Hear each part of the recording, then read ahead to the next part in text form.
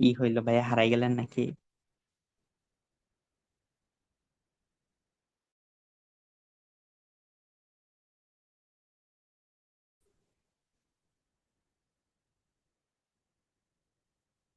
Hello.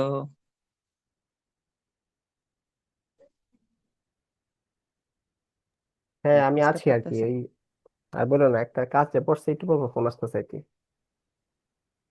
আমি আর ভাবতেছি আমার মনে নেটে ডিস্টার্ব করতেছে, এই জন্য। না, নেট ঠিকই আছে। আচ্ছা, দেখো, আহ লিওন, দেখো, মনে করো একটা ফোর্স, এটা হচ্ছে তোমার আনুভূমিকের সাথে, মানে এটা হচ্ছে তোমার, মনে করো ভূমি, ঠিক আছে? ভূমির সাথে ফোর্সটা 30 ডিগ্রি অ্যাঙ্গেলে কাজ করতেছে উপর দিকে। তাহলে এটাকে ভাগ করা হয়, এটাকে মানে বিভিন্ন অংশে ভাগ করা হয়, ঠিক আছে? একটা হচ্ছে তোমার এই যে এই ভূমির সাথে যেটা অংশ ভাগ করা হয় সেটাকে বলা হয় আনুভূমিক উপাংশ।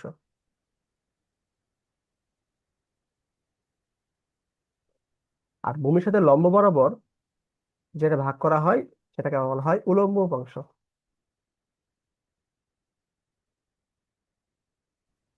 আচ্ছা, এখন দেখো এই ফোর্সটা মনে করো আমরা এফ দিলাম, তাহলে আনুভূমিক বরাবর মানে যেখানে থিতা থাকবে, ওই থিতা বরাবর থাকবে এফ কস থিতা। আর যে অংশে থিতা থাকবে না, উলম্ব উপাংশ, এটা থাকবে হচ্ছে এফ সাইন থিতা। তো এই এফ কস থিতা, এই এফ সাইন থিতা কিভাবে আসছে, এটা কি বুঝো লিওন?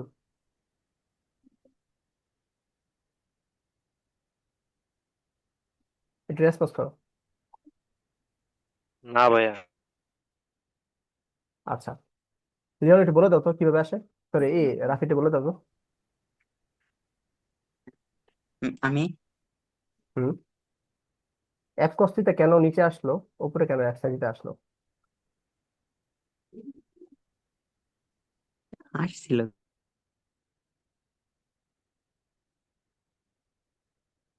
মনে নাই? কি জানি ছিল না তো মনে হয়। আচ্ছা, দেখো, এটা হচ্ছে এফ, এইটাকে মনে করো আমরা, এটা থিটা। লম্বটাকে ডান পাশে নিয়ে যে দাঁড়া করাই দিব, তো ত্রিকোণ এটাকে সমকোণ আমরা হওয়ার একটা পর। ত্রিভুজ কল্পনা করি আর কি, হ্যাঁ, সমকোণ তাইলে। তাহলে এই যে এটাকে আমরা এক্স কল্পনা করি, এটাকে ওয়াই কল্পনা করি, তাহলে কস থিটা থেকে কি লেখা যায়?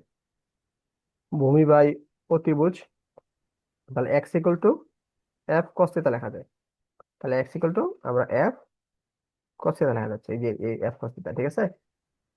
আর ওয়াই, ওয়াই হচ্ছে তোমার কি, সাইন থিটা যদি করি, তাহলে ওয়াই বাই এফ, তাহলে y equal to f sine theta. তাহলে এটা হচ্ছে এফ সাইন থিটা। এবার বুঝছো লিওন, উলম্ব অংশ কেন সাইন থিটা এবং অনুভূমিক অংশ কেন কস থিটা আসলো? জি, বুঝছি। তো এটা খুবই গুরুত্বপূর্ণ। এটা কেন করা হয়, কারণ হচ্ছে এই এফটাকে নিয়ে ক্যালকুলেশন করা আমাদের কষ্টকর। আমরা হচ্ছে অনেকগুলো ফোর্স যখন থাকবে, তখন সবগুলাকে আমরা কি করবো, অনুভূমিক অংশ নিয়ে যাবো এবং সবগুলাকে উলম্ব অংশ নিয়ে যাবো। তখন হচ্ছে আমাদের কাজ করতে অনেক সুবিধা হবে আর কি, ঠিক আছে? আচ্ছা, আর আজকে যে পড়া, এটা বুঝতে গেলে তোমার হচ্ছে একটু সেন্ট্রিফিউগাল এবং অ্যান্টি সেন্ট্রিফিউগাল ফোর্স এর বিষয়টা বুঝতে হবে আর কি। এটা মনে করো তুমি এখানে দাঁড়িয়ে আছো, হুম, দাঁড়িয়ে দাঁড়িয়ে একটা সুতা দিয়ে হচ্ছে একটা ইট, ইট এই পাশে ঘোরাচ্ছ, ঠিক আছে? নিয়মিত ভাবে ঘোরাচ্ছ আর কি। তাহলে দেখো, তুমি যে ঘোরাচ্ছ, মনে করো একটা সমবেগে ঘোরাচ্ছ আর কি, মনে করো v equal to 10 metre per সেকেন্ডে তুমি ঘোরাচ্ছ আর কি, ঠিক আছে? এবং এটা হচ্ছে তোমার সমবেগ। আচ্ছা, সমবেগে যখন ঘোরাচ্ছ, মনে করো 10 মিটার পার সেকেন্ডে যখন ঘোরাচ্ছ, তখন এখানে কি কোনো ত্বরণ আছে লিওন? আ- না ভাইয়া, বৃত্তাকার পথে তো ত্বরণ হয় না। আমি তো পড়াচ্ছি না।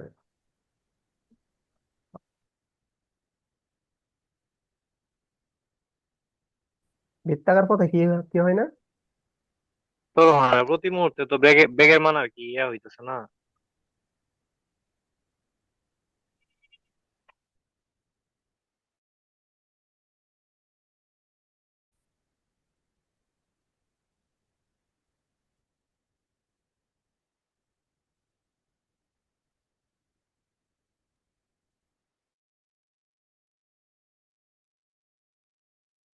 হ্যাঁ লিওন, কি বললাম আমি একটু শুনিনি, আবার বলো।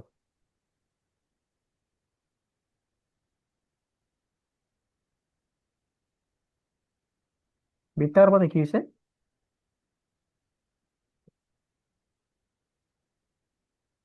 বা বৃত্তাকার পথে তো এখানে মানে আর কি সরণ তো চেঞ্জ হইতেছে। গুড। বৃত্তাকার পথে সরণ চেঞ্জ হচ্ছে আর কি। সরণ চেঞ্জ হলে কি হয় মানে ত্বরণ কি ত্বরণ হয় নাকি হয় না?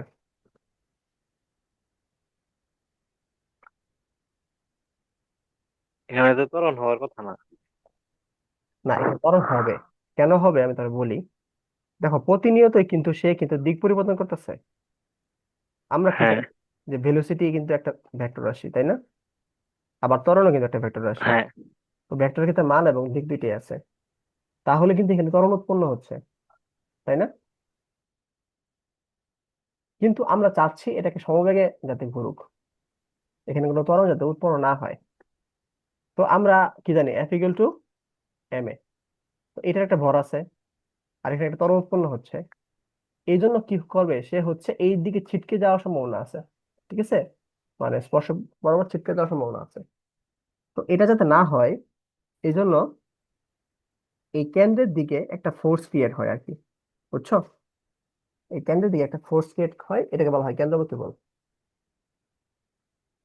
এই কেন্দ্রের দিকে ফোর্সটা হচ্ছে সবসময় এই যে ইটটাকে, মানে এই বৃত্তাকার পথে রাখার চেষ্টা করতেছে আর কি। ঠিক আছে, ওই কেন্দ্রমুখী ফোর্স যে সৃষ্টি হচ্ছে এর ঠিক বিপরীতে আর একটা বল সৃষ্টি হয়, এটাকে বলা হয় কেন্দ্র বিমুখী বল। ঠিক আছে, এই কেন্দ্রমুখী বল, এই কেন্দ্রমুখী বল এবং কেন্দ্রমুখী বল দুইজন হচ্ছে একে অপরকে নেগলেক্ট করতেছে আর কি। আর এই সামনে যে ফোর্সটা আছে এই ফোর্সটাকে নেগলেক্ট করতেছে আর কি, মানে ভারসাম্য বজায় রাখতেছে। যার দরুন কারণে এই বৃত্তাকার পথে এই মানে বস্তুটা করতে পারতেছে আর কি। বুঝছো?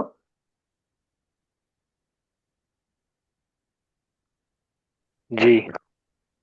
তো এটা কিন্তু মানে আহ এখানে যে সুতা আছে, সবসময় সুতা থাকবে এমন না, সুতা ছাড়াও হচ্ছে তোমার কি মানে কেন্দ্রমুখী বলটা উৎপন্ন হতে পারে। যেমন পৃথিবী সূর্যের চারদিকে ঘুরতেছে, এই ঘোরার দরুন কি হচ্ছে দেখো, এখানে কিন্তু কোনো দৈর্ঘ্যের কিছু নাই আর কি। তাও হচ্ছে সূর্যের দিক বরাবর তার কি কেন্দ্রমুখী বল কাজ করতেছে। এখানে কেন্দ্রমুখী হয়ে কাজ করতেছে কে? এটা হচ্ছে মানে মহাকর্ষ বল। আর মনে করো এই এখানে সুতাটা হচ্ছে তোমার কি, যে টান বলটা কাজ করতেছে, এই টান বলটাই হচ্ছে তোমার কেন্দ্রমুখী বল হয়ে কাজ করতেছে আর কি। অর্থাৎ বৃত্তাকার পথে কোনো জিনিস ঘুরলেই এখানে একটা কেন্দ্রমুখী বল উৎপন্ন হবে, যেটা হচ্ছে মানে সরাসরি স্পর্শ দিয়া আবার স্পর্শ ছাড়াও আর কি। এটা কাহিনী, বুঝছো? জি, বুঝছি। আচ্ছা, তো তুমি যদি ক্লাসের রেকর্ড গুলো দেখো, তাহলে তখন দেখবা এই কেন্দ্রমুখী বল, এই কেন্দ্রমুখী যে বলটা আছে, এই কেন্দ্রমুখী বলের মান হচ্ছে তোমার mv² / r। ঠিক আছে, এই কেন্দ্রমুখী বলের মান হচ্ছে তোমার mv²/r। এটা আপাতত মুখস্থ করে রেখে দাও, ক্লাস দেখলে হয়তো বুঝবো আর কি। আর যেহেতু কেন্দ্রমুখী বল এবং কেন্দ্র বিমুখী বল দুইটা সমান, তাইলে হচ্ছে কেন্দ্র বিমুখী বল হবে F equal to minus mv²/r হবে আর কি। বুঝা গেছে? যদি সমান না হয় তাহলে অবশ্যই কি করবে, তারা হচ্ছে আহ মানে একজন মানে এই কক্ষপথে থাকতে পারবো না আর কি। বুঝতে পারছো লিওন? জি। আচ্ছা, তো আজকে আমরা এই কেন্দ্রমুখী বল দিয়ে হচ্ছে তোমার বিভিন্ন কি দেখবো, কেন্দ্রমুখী এবং কেন্দ্র বিমুখী বল দিয়ে হচ্ছে বিভিন্ন আহ এক্সাম্পল করে দেখবো আর কি। যেমন মনে করো রাফি, হ্যাঁ,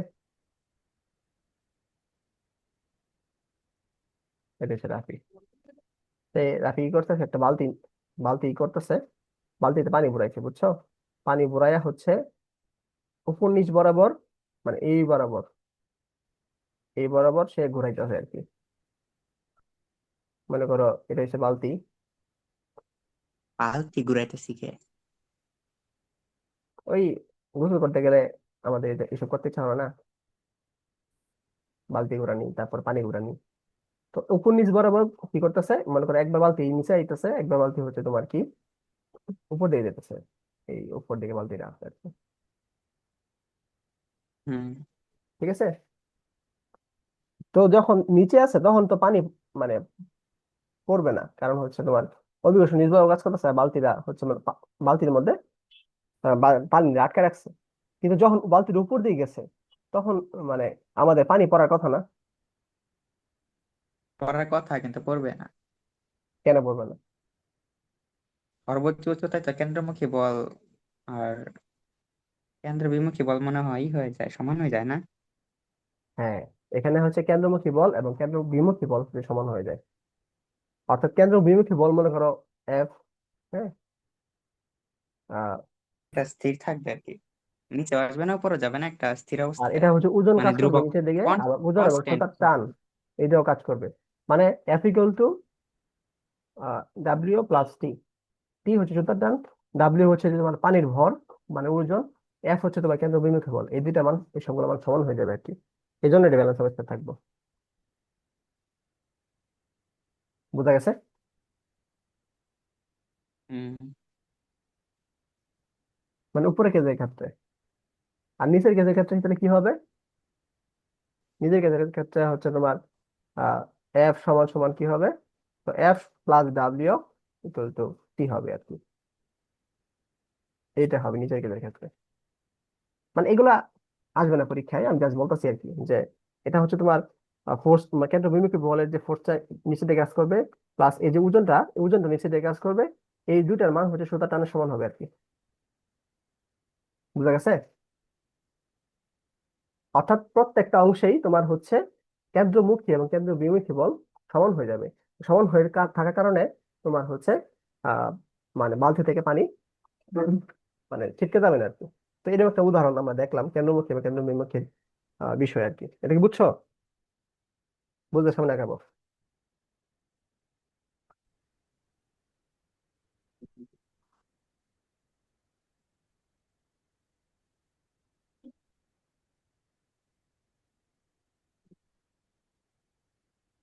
হ্যালো, হ্যাঁ ভাইয়া। রাহি বুঝছো? হম। হ্যাঁ, বুঝছি। আচ্ছা, এখন এই অধ্যায় সবচেয়ে মোস্ট ইম্পর্টেন্ট যেটা, যে ম্যাথ ছবি আসে আর কি, এটা আমরা এখন দেখবো আর কি। মনে করো আহ কেমনে বুঝাই, একটা রাস্তা, হ্যাঁ, রাস্তাটা হচ্ছে বেঁকা আছে আর কি। ঠিক আছে। তো এবার হচ্ছে লিওন সাইকেল চালাইতেছে আর কি রাস্তা বরাবর। হ্যাঁ, সাইকেল রাখতে পারলাম না, মানে এই যে লিওন সাইকেল চালাইতেছে। তো এদিক দিয়ে লিওন আস্তে আস্তে আস্তে আস্তে হুট করে তার এই বাঁকনি নাক নিতে হয়েছে। যেহেতু বাঁক নিচ্ছে তাহলে অবশ্যই কি হয়েছে, এখানে হচ্ছে মনে করি এখানে এইটা হচ্ছে বিন্দু, এই বিন্দু কেন্দ্র করে একটা ঘূর্ণন একটা সৃষ্টি হয়েছে, তাই না? তো যেহেতু বাঁক নিচ্ছে লিওন, তাহলে লিওনের একটু কাত হইতে হবে। ঠিক আছে। এই যে সাইকেলটা এটা যদি সোজা থাকে তাহলে একটা সমস্যা আছে। সোজা থাকলে সে হচ্ছে ছিটকে পড়ে যাবে আর কি। তার অবশ্যই কি হইতে হবে, বাঁক হইতে হবে। আচ্ছা, কেন বাঁক হইতে হবে এটা আমরা দেখি। দেখো, যদি বাঁক হয় আর কি, তাহলে মনে করো এটা হচ্ছে লিওন, লিওন সহ সাইকেল আর কি। ঠিক আছে। আটকা পারতেছি না, এটা মনে করো সাইকেল, ধরো কল্পনা করো। এটা হচ্ছে লিওন আর এটা হচ্ছে রাস্তা। হ্যাঁ। তো লিওন হচ্ছে রাস্তার উপরে হচ্ছে তোমার আহ একটা বল দিতেছে এফ। ঠিক আছে। তো রাস্তা কি করছে, রাস্তা হচ্ছে রাস্তা উল্টা দিকে হচ্ছে তোমার এফ বল দিতেছে আর কি, প্রতিক্রিয়া বল হিসেবে এফ বল দিতেছে। কথা অনেক ঠিক বেজে আছে। বেজে আসতেছে। তাহলে এখানে যদি আমরা থিটা কল্পনা করি, তাহলে এটা হচ্ছে আমাদের এফ কস থিটা হইতেছে। হ্যাঁ, এটা হচ্ছে এফ কস থিটা, আর উপরের দিকে হচ্ছে তোমার কি এফ সাইন থিটা। তো এই যে লিওন এবং লিওনের হচ্ছে সাইকেল, তার হচ্ছে ওজনটা হচ্ছে নিচে দিকে কাজ করবে, ডাব্লিউ। ওজন সবসময় নিচে দিকে কাজ করে, ডাব্লিউ। তাহলে দেখো এই ডাব্লিউটা আর এফ সাইন থিটা হচ্ছে সমান হবে সবসময়। W equal to f sine theta সমান হবে। যদি সমান না হয় তাহলে কি হবে, অর্থাৎ লিওনের ওজন এবং এফ সাইন থিটা যদি সমান না হয়, তাহলে মনে করো যদি ডাব্লিউ যদি বেশি হয়ে যায় তাহলে লিওন হচ্ছে মাটির নিচে ঢুকতে ঢুকতে থাকবে। ঠিক আছে। আর যদি এফ সাইন থিটা বেশি হয়ে যায় তাহলে কি আকাশে দিকে ঘুরে যাবো, তো এরকম তো কখনো ঘটে না। অবশ্যই এই দুইটা সমান হবে আর কি। আচ্ছা, যেহেতু লিওন এদিক দিয়ে বাঁকিয়ে আছে, তাহলে এদিকে একটা কেন্দ্রমুখী বল কাজ করতেছে, ঠিক উল্টা দিকে হচ্ছে তোমার একটা কেন্দ্র বিমুখী বল কাজ করতেছে। ঠিক আছে। তাইলে এই যে তোমার আহ এই যে কেন্দ্রমুখী বল আর এই এফ কস থিটা, মানে এই কেন্দ্রমুখী বলটাই হচ্ছে আমাদের এফ কস থিটা আর কি। ঠিক আছে। মানে এখানে যে কেন্দ্রমুখী বল এই এখানে কোনো সূত্র মতো কিছু নাই, তাহলে একটা কেন্দ্রমুখী বল উৎপন্ন হওয়া দরকার না, এটাই হচ্ছে আমাদের এফ কস থিটা। কারণ কি, এখানে যে একটা কেন্দ্রমুখী বিমুখী বল উৎপন্ন হয়েছে, এটা তো নেগলেক্ট করতে হইব। মানে এ বরাবর তো একটা কেন্দ্র বিমুখী বল উৎপন্ন হয়েছে আর কি।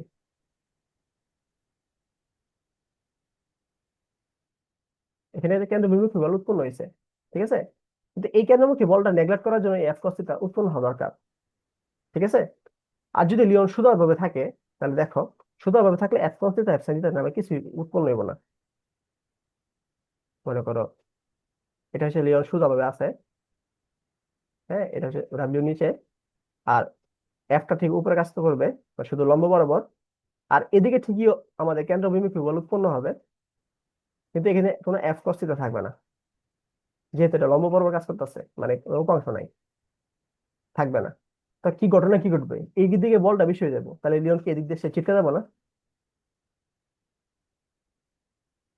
আমি কি বুঝতে পারতেছি?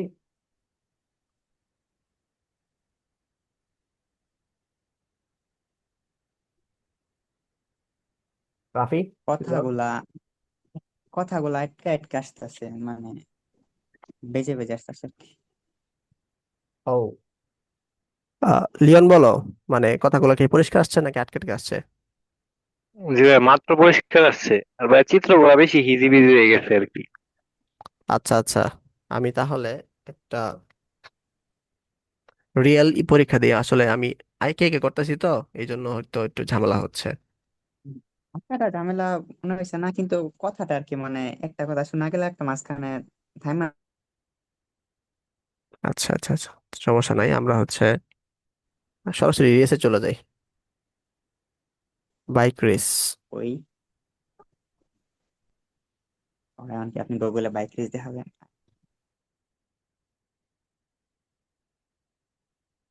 শুয়ে পড়েন না নাকি আরো কম? 30 ডিগ্রি নিচে মনে হয়, লেস দেন 30, কারণ তাতে পা লাগা যায় দেখি। এই যে এইটা দিয়ে আমরা করি, তাইলে বুঝবো ঠিক মতো। রিয়েল বাইক রেসিং মজা লাগতো।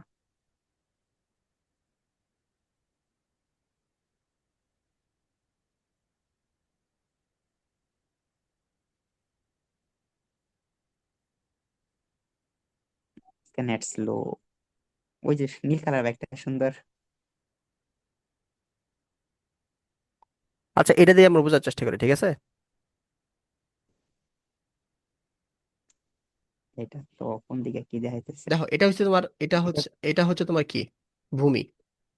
ঠিক আছে। তো ওই এই লোকটা দেখো, এই লোকটা হচ্ছে কাত হয়ে থাকতেছে আর কি, তাহলে এ বরাবর হচ্ছে সে বল প্রয়োগ করতেছে আর কি, ক্রিয়া বল দিচ্ছে। তাহলে প্রতিক্রিয়া বল এই বরাবর হবে না লিওন? আমার সাথে রেসপন্স হ্যাঁ করো। এখানে যদি আমরা থিতা কোণ দেই, তাহলে এটা হচ্ছে তোমার কি, এটা হচ্ছে আমাদের এফ কস থিতা হবে, তাই না? যেহেতু থিতার সাথে আছে। আর উলম্বভাবে থাকবে কি, হ্যাঁ। F sine theta. F sine theta. ঠিক আছে। রাফি কি এখন ঠিক মতো কথা শুনতেছো?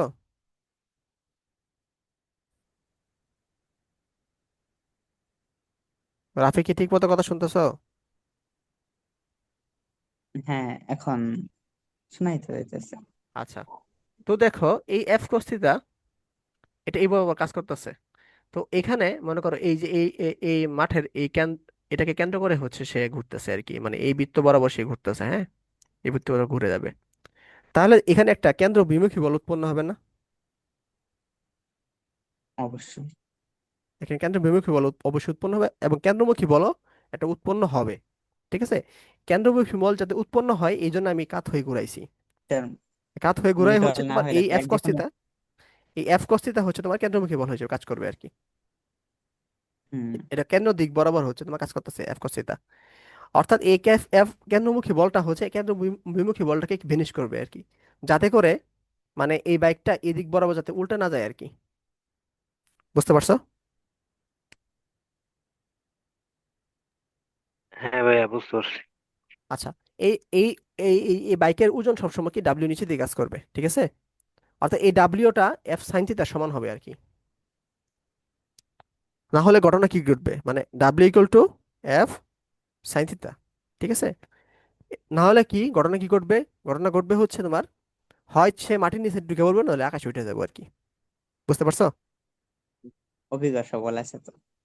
হ্যাঁ। হ্যাঁ। ডাব্লিউ সমান জি। আচ্ছা, আর এই কেন্দ্রমুখী বল মানে F sine theta, sorry F কস থিটা, এফ কস থিটা হ্যাঁ, অবশ্যই কি হবে, এই কেন্দ্র বিমুখী যে বলটা আছে এটা সমান হবে আর কি।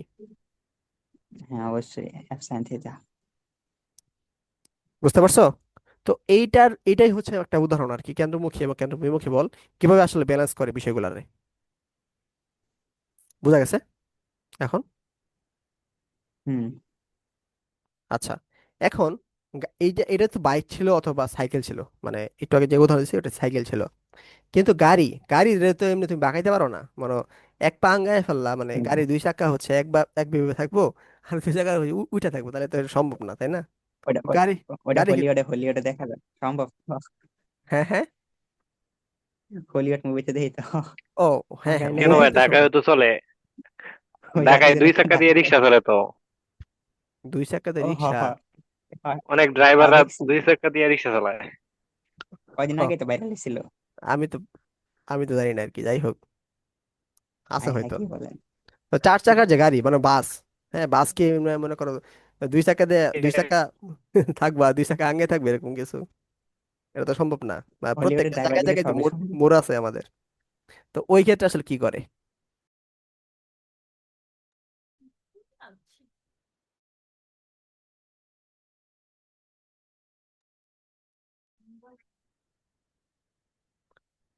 আচ্ছা, হোয়াইট বোর্ড এবং আমার কথা ঠিক মতো শোনা যাচ্ছে?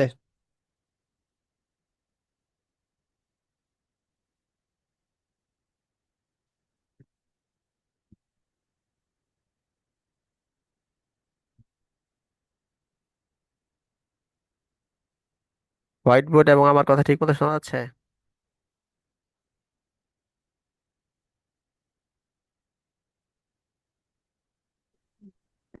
এখন তো আমি তোমাদের কথা শুনতে পারতেছি না। এখন শোনা যাচ্ছে, এখন পরে কি হয় এটা তো বলতে পারতেছি না।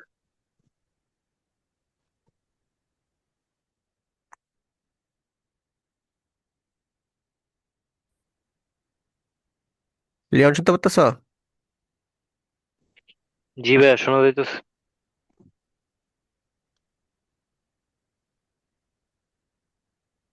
আচ্ছা, তো দেখো, এখানে হচ্ছে ডাব্লিউ ইকুয়াল টু আমরা কি লিখতে পারি, W equal to f sine theta লিখতে পারি।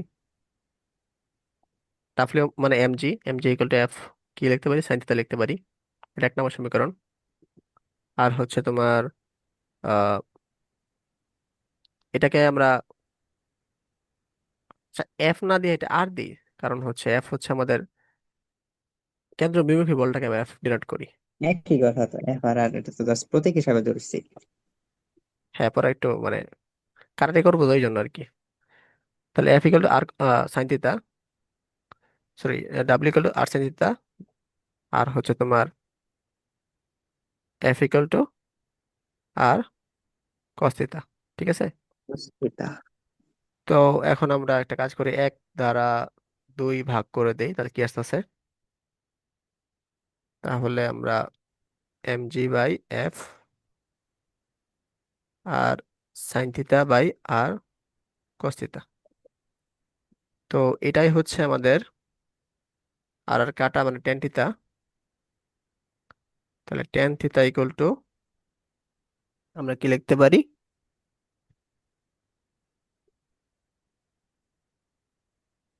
এম জি বাই এফ লিখতে পারি, ঠিক আছে?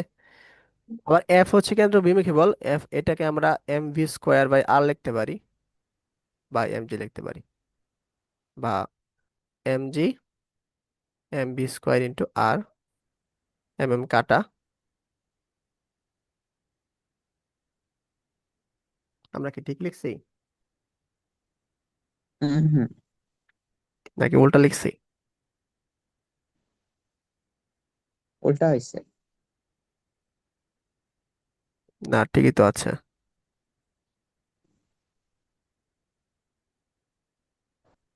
কিছু তো উল্টা হয়েছে, সে- কারণ হিসাব মতো তো mv² আর mv² আর উপরে হওয়ার কথা। ও আচ্ছা, এক নং ভাগ আমাদের যদি হচ্ছে বইয়ে, থিতাটা ধরছে কোন দিকে জানো? বই থিতাটা ধরছে হচ্ছে এই এইটার সাথে থিতা ধরছে তোমাদের বইয়ে, এই জন্য আর কি ইকুয়েশন উল্টা আসছে। আমরা ধরছি হচ্ছে ভূমির সাথে। আচ্ছা, সমস্যা নাই। হ্যাঁ, যেটাই ধরি আমাদের ভাগ করার ক্ষেত্রে আমাদেরই হয়েছে, কারণ ইকুয়েশন। বই সিস্টেমটা ধরি, তাহলে দেখো মানে কি আসে। তাহলে এটা দেখো, বই সিস্টেম ধরলে লিওন, এটা কিন্তু cos থিতা এসে পড়বে। ঠিক আছে? অর্থাৎ যার সাথে অ্যাঙ্গেল হয় এটা করলে এটা cos থিতা এসে পড়ে। ঠিক আছে? আর হচ্ছে যার সাথে অ্যাঙ্গেল আমরা হয় যেটা না, বলছিলাম এটা তো হয়েছে। ওটা হচ্ছে sin থিতা এসে পড়ে। বুঝা গেছে লিওন? কথা কিরকম বাইজে বাইজে আসছে। আবার কথা সমস্যা হচ্ছে? কি বিপদ! দাঁড়াও তাহলে। একটু আমি আগে যেটা করছি এটা তো ঠিকই আছে, শুধু কাটার কি দরকার? অনেক একটা ঝামেলা আছে বুঝছো, মানে বইয়ের সাথে ইকুয়েশন যদি না পেলে তাহলে তোমার ম্যাথ করতে একটু সমস্যা হবে আর কি। আপনি 1 নংকে 2 নং দ্বারা ভাগ করছেন, 2 নংকে 1 নং দ্বারা ভাগ করেন, তাইলে তো হয়ে যাচ্ছে। তাহলে তো cot থিতা আসতেছে, cot থিতা তো আমাদের বইয়ে নাই।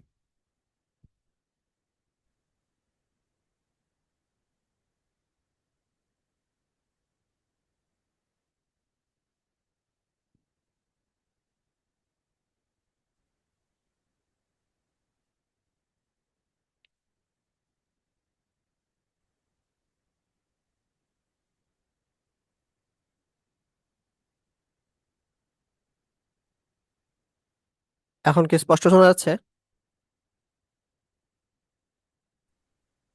হ্যাঁ, এখন ঠিক আছে। মোবাইল দিয়ে কানেক্ট করছে আর কি। আচ্ছা লিওন, এই এই অংশটা বুঝছো? মানে আমি যদি থিতাটা এখানে লিখি, তাহলে এটা যে cos থিতা হবে এটা sin থিতা হবে।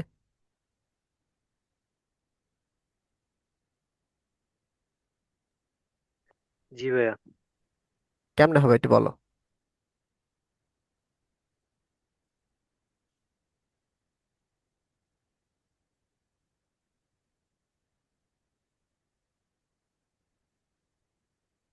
বলো। ভাইয়া ফার্স্টে যেটা ধরছিলেন এটা ধরলে তো আর কি কস্তিটা ভূমি বরাবর আর কি, এই যে এখন যেটা ধরা হয়েছে এটার ভূমি তো ওই যে, মানে কিভাবে বোঝাবো আর কি, ভূমিটা হচ্ছে, যেখানে কস্তিটা লেগে ওই বরাবর ভূমি আর কি। হ্যাঁ হ্যাঁ, সেটা ওই বরাবর ভূমি, তাই ওইটা কস্তিটা। আর বাম পাশে হইলো ইয়া লম্ব, তাই এটা হলো সাইন থিটা আর কি। হুম, বুঝতে পারছো। আর যদি আমরা এই নিয়ে আর কি থিটা ধরি, তাইলে ভূমি হয় আর কি যে আর সাইন থিটা বরাবর, তাই এটা হবো আর কস থিটা, আর কস থিটা বরাবর হইব সাইন থিটা আর কি। এখন কস থিটা বরাবর। তাহলে টেন থিতা এগুলো কি আসলো আমাদের b² / rg। ঠিক আছে? তো এটা একটু মনে রাখো আর কি, যে টেন থিতা b² আমাদের rg আসছে আর কি।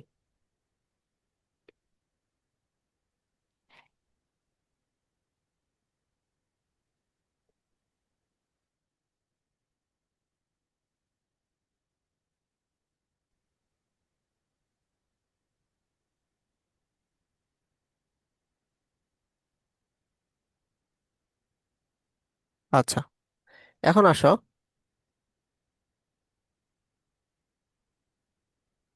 আমরা তাহলে গাড়ির ক্ষেত্রে কি করব? গাড়ির ক্ষেত্রে গাড়ির ক্ষেত্রে হচ্ছে তোমার রাস্তায় বেঁকায় দেয়, ঠিক আছে? মানে রাস্তা অনেক সময় এদিক বরাবর, মানে গাড়ি যদি রাস্তাটা এরকম হয় আর কি। আমি তো এটা বোঝাতে পারতেছি না, দাঁড়াও, আমি একটা ছবি দিয়ে জিনিসটা বোঝানোর চেষ্টা করি, তারপরে 3D চিত্র লাগবে।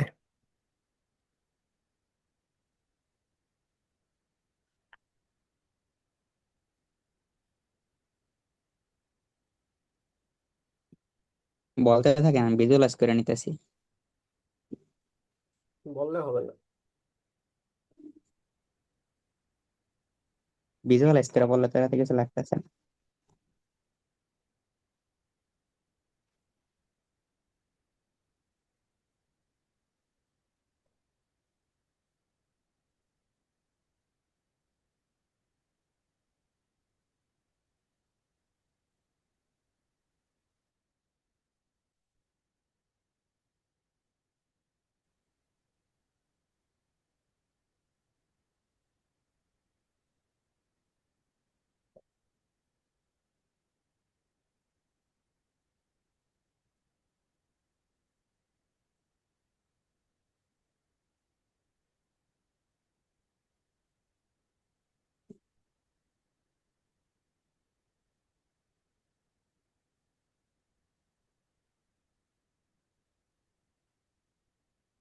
আপলোড করার সিস্টেম করি।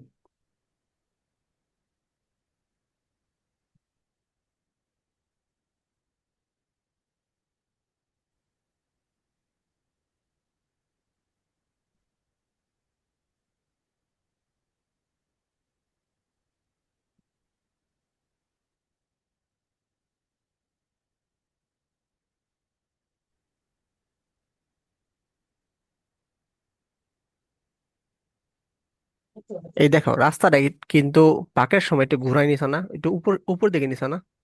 মানে এই অংশটা দেখো মাটির সাথে, এই অংশটা একটু উপরের সাথে, ঠিক আছে? এই যত ডিগ্রি উপরে দিকে নিছে এটাকে থিতা দ্বারা প্রকাশ করছে, খেয়াল করছো?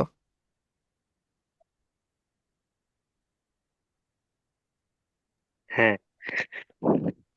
তো এটা করলে একটা সুবিধা আছে, কারণ আমরা হচ্ছে গাড়ি কিন্তু ঘুরাইতে পারি না কি।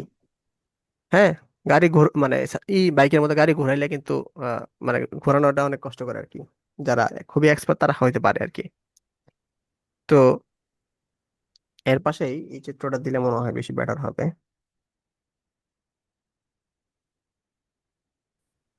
আর একটা চিত্র দেই।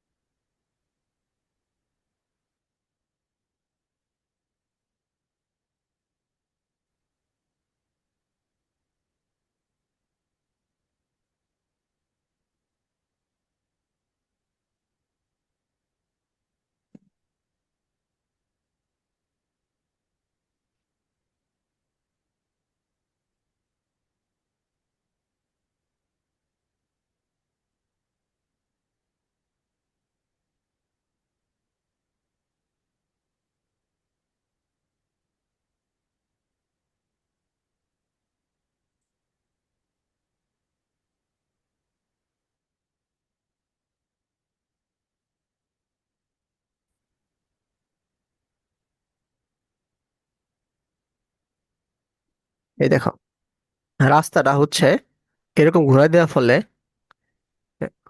ডাব্লিউটা কিন্তু নিচে দিকে কাজ করতেছে। এটা খেয়াল করছো তো নাকি? তোমার এই ওজন কিন্তু নিচের বরাবর সবসময় কাজ করবে, ঠিক আছে?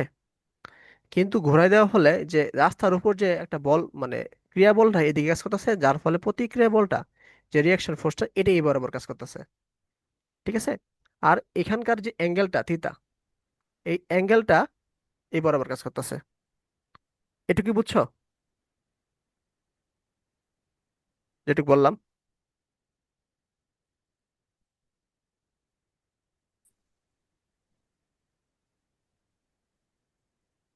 রাফি এবং লিওন দুজন বলো একটু, এটা বুঝছো কিনা। থিটাটা কোন? মানে থিতাটা হচ্ছে, মনে করো আহ রাস্তা তো এরকম বেঁকে আছে, ঠিক আছে, মানে এভাবে উলম্ব বরাবর বেঁকে আছে, ঠিক আছে। মনে করো এই দিক বরাবর এটা হচ্ছে তো মাটির সাথে আছে, আর এটা হচ্ছে তোমার আমরা উপর দিকে নিয়ে নিছি আর কি, এই পাশে অংশটা। মনে করো এটুকু উচ্চতা হচ্ছে এস। তো এই যে এই অংশটা থেকে এই অংশটার যে কৌণিক দূরত্ব, এটাকে থিটা দ্বারা ডিনোট করছে আর কি। আগেরটাই ঠিক আছে। বুঝছো? হ্যাঁ। লিওন বুঝছো? জি বুঝছি ভাইয়া। আচ্ছা, এখন সবচেয়ে এখানকার এখানকার সবচেয়ে একটু মানে বোঝার জিনিস হচ্ছে, দেখো, এটা যদি থিতা হয় আর কি, তাহলে এটাও কিন্তু থিতা হয়ে যায়। এখন কোশ্চেন হলো কেন থিতা হয় আর কি, কেমনে থিতা হয়, এটা কি জানো কেউ?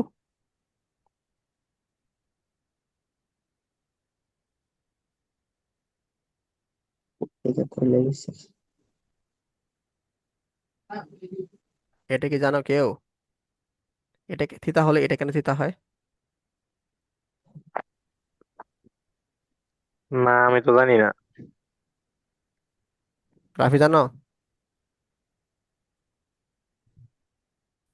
এটা বুঝতেছি না, এটা কোন দিক দিয়ে নিলেন?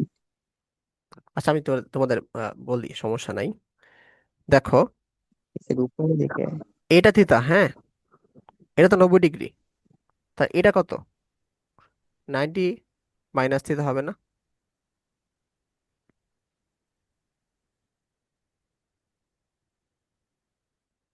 হ্যালো?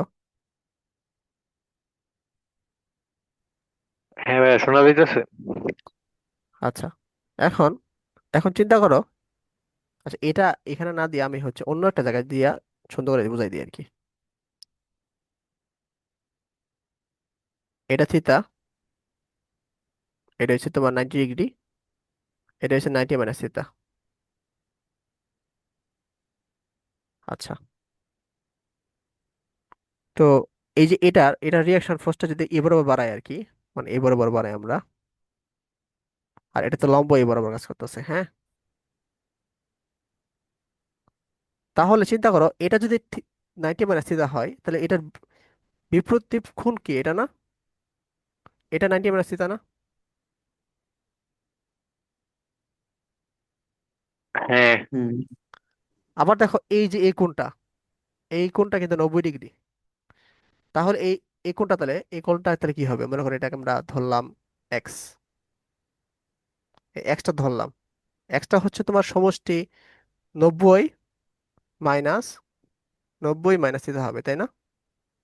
তাহলে 90 মাইনাস 90 প্লাস থিটা, তা 90 90 কাটা বাদ থিতা হবে আর কি, তাহলে এই কোণটা থিতা হচ্ছে। বোঝা গেছে?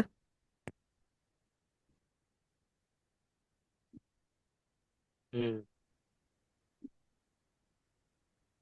বুঝি নাই, কি বললা?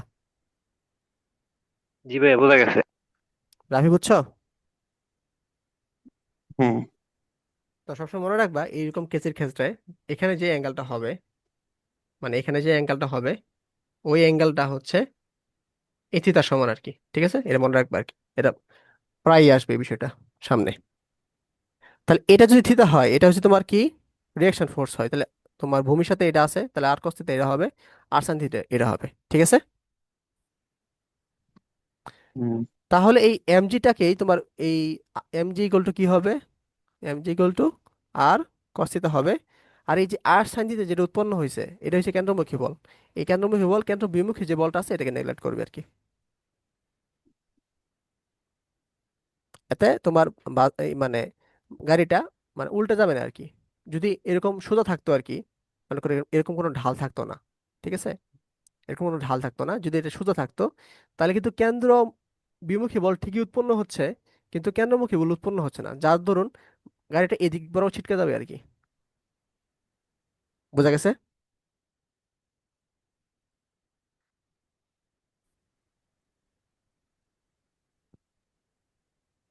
একটু রেসপন্স করো, তাহলে আবার বলি। ভাই আরেকবার বলেন। আচ্ছা দেখো, এখন বলগুলো আমরা ভারসাম্য আমরা দেখি আর কি। ভারসাম্যটা হচ্ছে তোমার এই নিচে বরাবর এমজি কাজ করতেছে, এই এমজিটা আর cos থিটা সমান হবে আর কি। ঠিক আছে, না হলে এমজি বরাবর নিচে দিকে নেমে যাবে, মানে হচ্ছে ভূমিতে ঢুকে যাব, আর নাহলে আকাশে উড়ে যাবো আর কি, যদি আমাদের এটার ইমব্যালেন্স হয় আর কি। ঠিক আছে, আর গাড়িটা যখন এই বরাবর এই বরাবর সেই যখন বাঁক নিচ্ছে, তখন এই বরাবর কি একটা কেন্দ্রমুখী যে বল আমাদের দরকার একটা, এটাই হচ্ছে তোমার আর সাইন থিটা। ঠিক আছে, কারণ কি, কারণ হচ্ছে যখন বাঁক নিতেছে তখন কিন্তু কেন্দ্র বিমুখী একটা বল উৎপন্ন হচ্ছে। এই কেন্দ্র বিমুখী বলটাকে নেগলেক্ট করার জন্য, অর্থাৎ গাড়িটা যাতে যাতে না উল্টে যায়, এই জন্য এই আর সাইন থিটা মানে উৎপন্ন করতে হচ্ছে আর কি, মানে কেন্দ্রমুখী বলটা উৎপন্ন করতে হচ্ছে, না হলে গাড়িটা উল্টে যেত আর কি। আর এই দুইটা মনে করো, এই যে মনে করো আর কস থিটা, এই সরি আর সাইন থিটা আর কি, এই যে এখানকার যে আর সাইন থিটা, এটাই হচ্ছে তোমার কেন্দ্র বিমুখী বলের সমান আর কি, যার দরুন গাড়িটা উল্টাইতেছে না। বোঝা গেছে? হ্যাঁ। লিওন, বুঝছো? জি ভাইয়া বুঝছি। তো এই জন্যই হচ্ছে তোমার মানে যে যখন মানে গাড়ি রাস্তাগুলো বাঁক নেই, তখন একটু ব্যাংকিং মানে যে বরাবর বাঁক নেই ওই বরাবর একটু মানে উঁচু করে তোলে আর কি, এক সাইড আর এক সাইড উঁচু করে রাখে আর কি। বুঝতে পারছো? তো এই যে উঁচু করার যে রাস্তায় যে উঁচু করার পদ্ধতিটা, এটাকে বলা হয় ব্যাংকিং। বোঝা গেছে? জি ভাইয়া। রাফি, বুঝছো? তো এই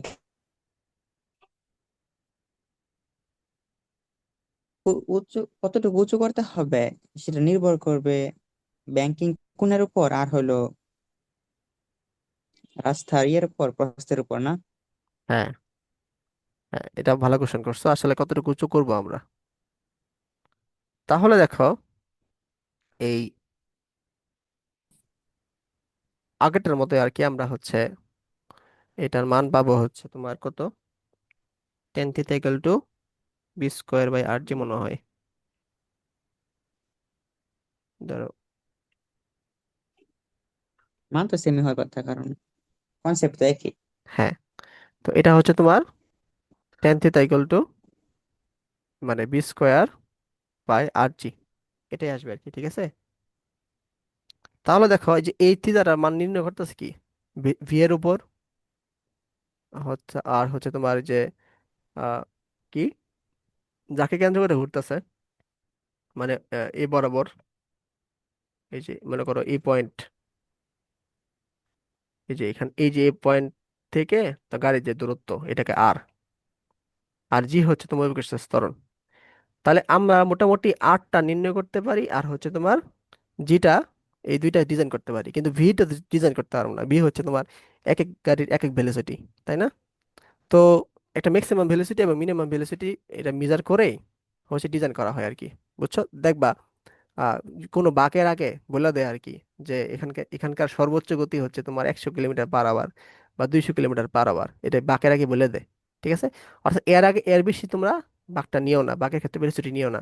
কারণ ভেলোসিটি নিলে তখন কি হবে, ওই পর্যাপ্ত পরিমাণে কেন্দ্রমুখী বল উৎপন্ন হবে না, যার জন্য এটা ছিটকে যাওয়ার সম্ভাবনা থাকে আর কি। বুঝতে পারছো? তো আরটা এবং যেটা হচ্ছে তোমার আমরা ডিজাইন করতে পারি গাড়ির ক্ষেত্রে, তাহলে তোমার থিতাটা হচ্ছে আমরা বের কম করতে পারি আর কি। কম নিলে কি অসুবিধা আছে?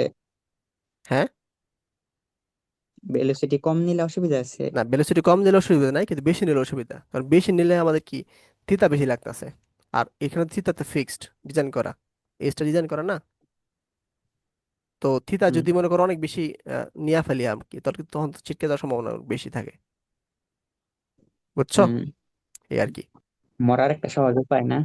হ্যাঁ, আচ্ছা দেখো, এখন হচ্ছে আমরা বয়ে যাই এই, মানে এটা আসলে একটু জটিল আর কি, আহ, কিন্তু মানে না বুঝলে শুধু মোষ চলে আর কি সহজ। এই যে পানি ভর্তি আহ, বালতির উলম্ব তলে আবর্তন, এখানে আমরা এটা পড়ছিলাম। এটা কেন আসলে ফিক্স থাকে, কেন মুখে বিমুখে বল সমান হয়ে যায়, এজন্য ফিক্স থাকে আর কি। বাঁকা পথে সাইকেল আরোহণ আমরা এটা দেখলাম, এই যে এখানে ব্যাংকিং বঙ্কিং যা আছে সব বুঝাইছে আর কি, এগুলো একটু পড়ে দেখবা। ঠিক আছে? ঠিক একইভাবে হচ্ছে তোমার যে গাড়ি যেটা বুঝাইলাম না, এটা রেল লাইনের ক্ষেত্রেও প্রযোজ্য আর কি। রেল লাইন যেখানে ঘুরবে, ঘোরার ক্ষেত্রে আহ, ভেতরের দিকে হচ্ছে তোমার একটু কম স্পেস থাকবে, আর বাইরের দিকে হচ্ছে একটু ব্যাংকিং দিবে আর কি। ঠিক আছে, এটা বোঝা গেছে? এই যে 10 থেকে B square by R G, এটা আমরা দেখলাম। তো এগুলো একটু দেখবা আর কি, ঠিক আছে? তো অনেক সময় হচ্ছে তোমার আহ এই এইচ এর মানটা জানতে চাই আর কি। তো আমরা হচ্ছে প্রথমে হচ্ছে 10 theta equal to V square by R G, এটা আমরা দিয়ে থিটার মানটা সলভ করব। ঠিক আছে, এই থিটার মান সলভ করব। তো এই থিটার মান সলভ করার পরে হচ্ছে যদি বলে দেয় রাস্তার ব্যাসার্ধ হচ্ছে, সরি রাস্তার ব্যাস হচ্ছে তোমার 50 মিটার, তাহলে এটার এস এর মানটা কত হবে আর কি। তখন আর কি আমরা যে ত্রিকোণমিতি ইউজ করব, যে H equal to D sine theta. তো ডি এর মান আমরা জানি। দুই ধাপে করতে হবে। হ্যাঁ, ডি এর মান আমরা জানি, তারপরে থিতার মান আমরা তো এই যেখান থেকে পাবো, তারপরে হচ্ছে তোমার এইচ এর মানটা পেয়ে যাবো আর কি। তো বুঝছো বিষয়গুলা? আচ্ছা। বিষয়গুলো কি বুঝতে পেরেছো? হ্যাঁ, বুঝছি। আচ্ছা। আর হচ্ছে এই সংঘর্ষ, এটা হচ্ছে তোমরা 9-10-এ পড়ে আসার কথা, এটা আমি তোমরা হচ্ছে একবার দেখে নিবা। আর হচ্ছে এখানের সংঘর্ষগুলা খুবই মানে এগুলা তো আমরা 9-10-এ দেখছিলাম, যে গতিশক্তির সংরক্ষণশীল সূত্র আর ভরবেগের সংরক্ষণশীল সূত্র, আদি বেগ এবং শেষ বেগ। তো এটা আসলে পড়ার কিছু নাই, এগুলো স্কিপ করবা। এগুলো হচ্ছে বেশি জটিল করছে আর কি, ওগুলো দিয়ে ম্যাথ করা যায় আর কি। ঠিক আছে, এগুলো স্কিপ করবা। নাকি এটা দেখাবো তোমাদের? এগুলো তো পড়ে আসার কথা। আমরা আমরা হচ্ছে ম্যাথ করার সময় যদি মানে আটকে যায়, তখন আমরা দেখবো আর কি। ঠিক আছে, আর এগুলো একটু এগুলো দেখবো আর কি। আরেকটা আরেকটা শখ টপিক মনে আছে হয় আমাদের। লাগবে না কিন্তু। হ্যাঁ, স্থিতি ঘর্ষণ। এই ঘর্ষণটা খুবই ইম্পর্টেন্ট আর কি, ঘর্ষণ আমাদের আমাদের পড়তে হবে। তো এটা আমরা আরেকদিন পড়বো ঘর্ষণটা। ঠিক আছে, ঘর্ষণ করলে আমাদের মনে হয় এই অধ্যায় শেষ হয়ে যাবে। মানে দেন এতক্ষণ হচ্ছে দিয়ে আমরা ম্যাথ ছিল করবো। না। হ্যাঁ, নেক্সট ক্লাসে হচ্ছে আমরা ঘর্ষণ শেষ করবো, তারপর ম্যাথ করবো আর কি। ঠিক আছে, তো আজকের এই ক্লাস এ পর্যন্ত কোনো কোশ্চেন থাকলে বলো।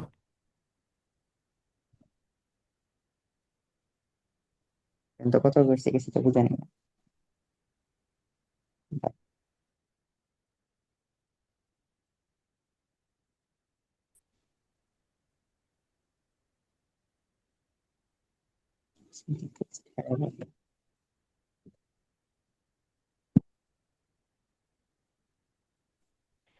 লিওন আর হচ্ছে রাফি, আজকে ক্লাস এই পর্যন্ত কোনো কোশ্চেন থাকলে বলো। হে, কেমনে কি? আমার একটা মিটিং আছে তো 10টা 45 দিকে, ওটা জয়েন করতে হবে আর কি। কেমনে কি? এটা 2025 কারে নাই রে, বলতেছো? কোনো সমস্যা নাই। আচ্ছা ঠিক আছে, রাফির কোনো কোশ্চেন আছে? না। তাহলে ক্লাস অফ রাখি নাকি? হ্যাঁ। ওকে, ঠিক আছে ভাই। আল্লাহ হাফেজ। তো দেখি এখানে আমাদের বলছে হচ্ছে ঘর্ষণ নিয়ে আমরা আজকে আলোচনা করবো আর কি। তো এখানে বলছে যে একটা খেলনা মোটর উপর দিয়ে গাড়ি, হ্যাঁ, গাড়ি যদি গড়িয়ে যায়, যত দূর যাবে সিমেন্টের মেঝের উপর তার থেকে বেশি দূরে যাবে আর কি। আচ্ছা, আবার মসৃণ মেঝে, পুরোনো জুতা। আচ্ছা, এগুলা এগুলা হচ্ছে আমারই পড়ার কিছু না। আমি তোমাদের ঘর্ষণ জিনিসটা আসলে বুঝাই দিতেছি আর কি। তোমরা সম্ভবত জানোই ঘর্ষণ জিনিসটা কি। মনে করো এখানে একটা সারফেস আছে, এই সারফেসের উপরে হচ্ছে একটা বস্তু আছে। হুম, বস্তুটা যে কোনো আকৃতি হইতে পারে, আমি ঘনক আঁকলাম আপাতত। এই বস্তুটা আছে আর কি, ঠিক আছে? তো আমরা যদি এই দিক বরাবর হচ্ছে ফোর্স ফোর্স দেই আর কি, তাহলে এদিকে একটা কি উৎপন্ন হবে, মানে সরণ উৎপন্ন হবে, তাই না? অথবা উৎপন্ন নাও হতে পারে, মানে ফোর্স দিব এখানে সরণ হতেও পারে নাও হতে পারে আর কি, এখানে কোনো শিওর না।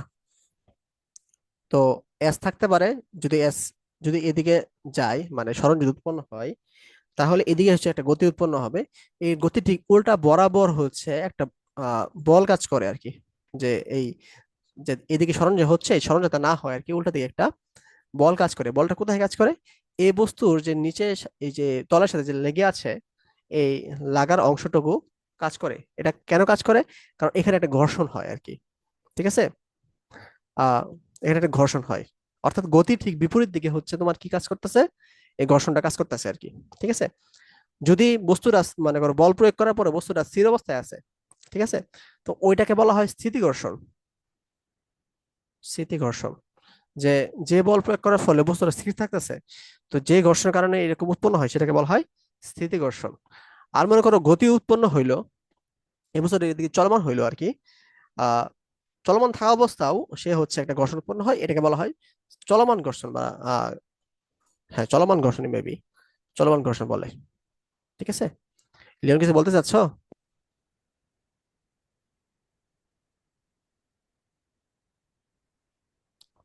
কোলিশন থেকে স্টার্ট করেন, ওটা মেবি হয় না, কোলিশন সংঘর্ষ।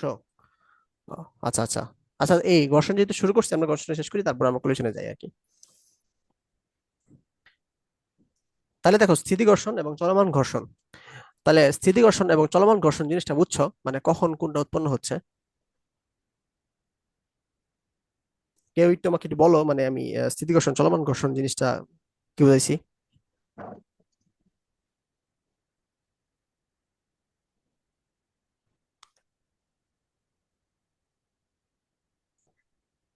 নেটের এত ডিস্টার্ব। আচ্ছা, আহ, আমি আরেকবার তাহলে বলি। মানে চলমান বস্তুর গতির বিরুদ্ধে যে কাজ করে, যে ঘর্ষণ কাজ করে, সেটা হচ্ছে তোমার কি? চলমান ঘর্ষণ। আর স্থিতি আহ, আহ, মানে স্থির বস্তুকে স্থির রাখতে যে ঘর্ষণ কাজ করে, সেটা বলা হয় স্থিতি ঘর্ষণ।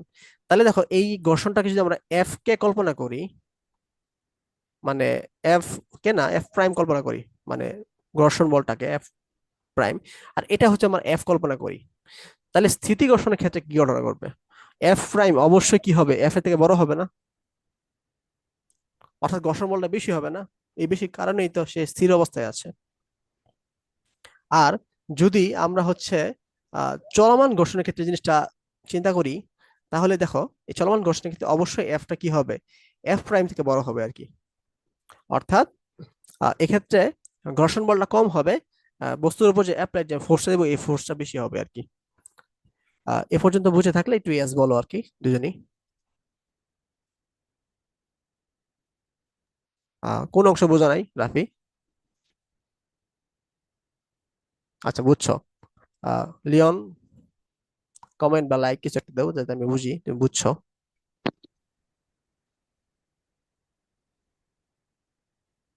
তোমার কথা আমি শুনতে আমার শুনতে কথা কি হ্যাঁ, মাত্র শুনছি।